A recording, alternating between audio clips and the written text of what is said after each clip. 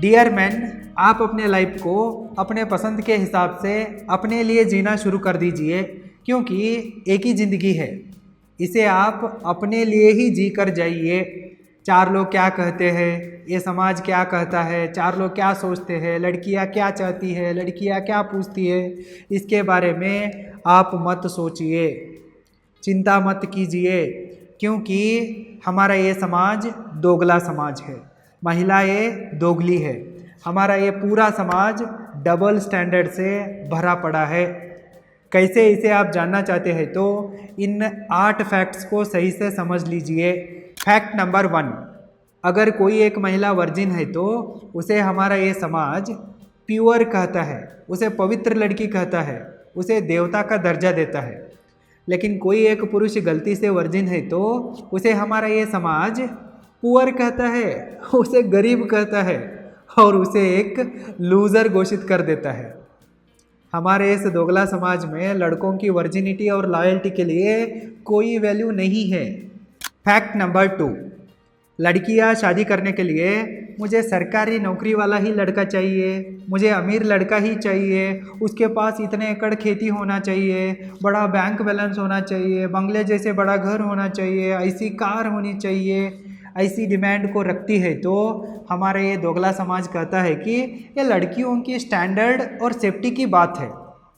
लेकिन अगर हम लड़के शादी करने के लिए हमें सुंदर लड़की चाहिए, उसका कैरेक्टर क्लीन होना चाहिए, पास्ट क्लियर होना चाहिए, वो वर्जिन होना चाहिए, ऐसे कहते हैं तो हमारा ये दोगला समाज कहता है कि हम लड़के कैरेक्टरलेस हो चुके हैं। क्यों, हम लड़कों की कोई स्टैंडर्ड और सेफ्टी नहीं होती है क्या इस समाज में? हम इतना मेहनत कर रहे हैं, हमारे ज़िंदगी भर की कमाई को उस लड़की के ऊपर ही इन्वेस्ट करने वाले हैं तो ज़िंदगी भर उसके नखरों के साथ खर्चा भी उठाने वाले हैं तो क्यों हम एक अच्छी लड़की को डिज़र्व नहीं कर सकते, उसका कैरेक्टर भी ठीक हो और पास्ट भी क्लियर हो।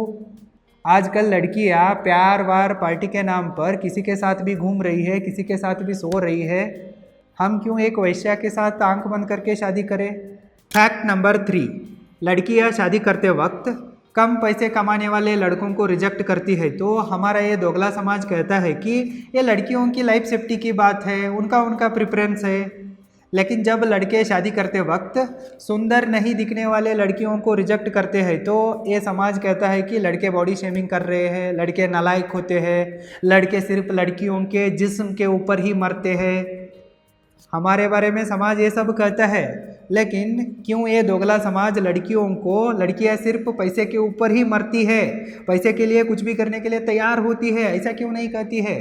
फैक्ट नंबर 4, जब लड़कियां अपने से भी उम्र में 10 साल, 20 साल, 30 साल, 40 साल, 50 साल बड़े होने वाले पुरुषों के साथ डेट पर जाती है, नहीं तो उनसे शादी करती है तो ये हमारा दोगला समाज कहता है कि ये लड़कियों का प्रेफरेंस है, लड़कियों का बड़ापन है। लेकिन जब लड़के अपने से भी उम्र में कम होने वाले लड़कियों के साथ डेट पर जाते हैं तो उनसे शादी करते हैं तो ये दोगला समाज कहता है कि सारे लड़के प्रीडेटर्स होते हैं, लड़कियों को भोगने के लिए ही ये कोशिश करते हैं। जब ये लड़कियां लड़कों के पैसे का इस्तेमाल करती है तो तब ये समाज कुछ नहीं करता, कुछ भी नहीं कहता। लेकिन जब लड़के वो जो डिज़र्व करते हैं ना उसे सेलेक्ट करते हैं तो ये समाज उनको ट्रोल करने लगता है।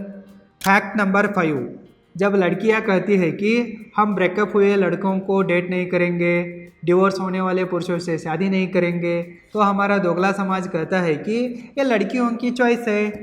लेकिन जब लड़के कहते हैं कि हम ब्रेकअप होने वाली लड़कियों को डेट नहीं करेंगे, डिवोर्स होने वाली लड़की से शादी नहीं करेंगे तो हमारा ये दोगला समाज कहता है कि ये लड़कों की इमैच्योरिटी है। अगर लड़कियां ब्रोकन मैन को, डिवोर्स्ड मैन को ठुकरा देती है तो समाज के नज़र से वो लड़कियों का चॉइस है। अगर लड़के ब्रोकन गर्ल्स को, डिवोर्स्ड वुमन को ठुकरा देते हैं तो समाज के नज़र से ये इमैच्योरिटी है। वाह समाज वाह।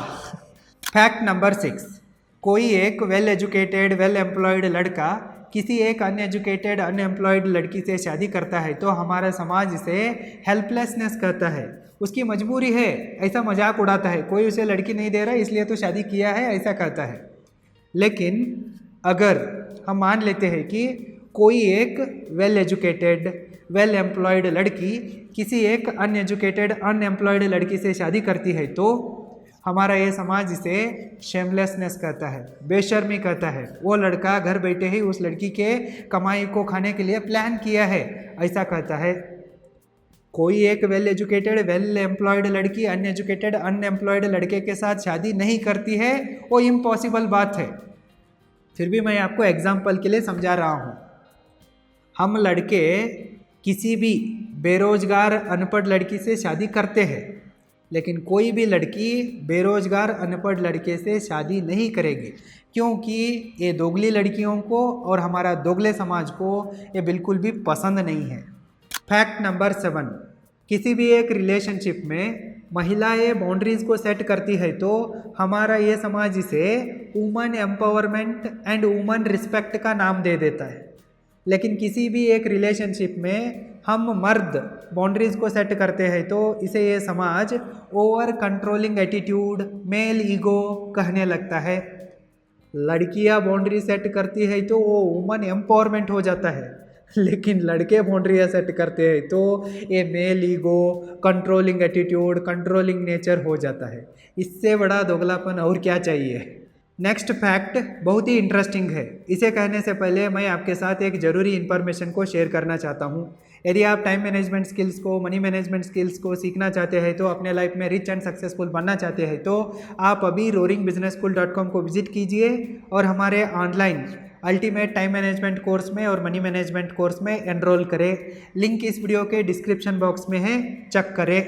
फैक्ट नंबर 8 एंड लास्ट, अगर कोई एक महिला मैं मेरे बच्चों को पालने के लिए किसी और के साथ सोने के लिए तैयार हूँ ऐसे कहती है तो हमारा ये समाज उसे ये उसकी मजबूरी है, रोजी रोटी का मामला है ऐसे कहता है, इसे जस्टिफाई करता है और उसे क्लीन चिट दे देता है।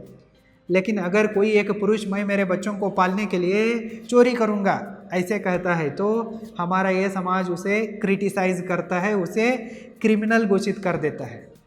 अगर महिलाएं कुछ भी काम करती है तो हमारे इस दोगले समाज के नज़र में वो ग्रेट है, वो एक हार्ड वर्किंग इंडिपेंडेंट वुमन है। लेकिन पुरुष इतने दिन से मेहनत कर रहे हैं ना, क्या पुरुष हार्ड वर्किंग नहीं है? ये हमारे दोगले समाज को नहीं दिखता है? मैं ऐसे ही हवा में कुछ भी बात नहीं कर रहा हूँ। आप वड़ा पाव गर्ल को जानते होंगे। Her name is Chandrika Dixit. She is a Delhi based vada pav selling girl. ये इंटरनेट में बहुत वायरल हो चुकी थी, आपको पता होगा। जब ये लड़की मैं बहुत ही वेल एजुकेटेड हूँ फिर भी मैं वड़ा पाव बेच रही हूँ ऐसा कह के एक यूट्यूब चैनल ओपन करती है, एक स्टार्टअप ओपन करती है तो पूरा समाज उसके सपोर्ट में खड़ा हो जाता है, उसको अप्रिसिएट करता है। क्या लड़की है, क्या हार्ड वर्किंग लड़की है, ऐसे उसे अवार्ड दे देता है, उसे महान बना देता है, उसे फेमस बना देता है। अब वही लड़की इतना पढ़े लिखे होने के बावजूद, फेमस होने के बावजूद, उसके पास करोड़ों पैसा होने के बावजूद पॉडकास्ट में आके कहती है कि मैं मेरे बच्चों को पालने के लिए किसी और के साथ सोने के लिए भी तैयार हूँ।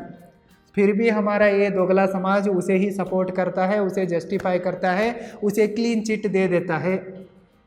अगर लड़कियां काम कर रही है तो वड़ा पाव बेच रही है तो चाय बेच रही है तो हमारे इस दोगले समाज के नज़र में वो एक हार्ड वर्किंग वुमन है, वो ग्रेट है।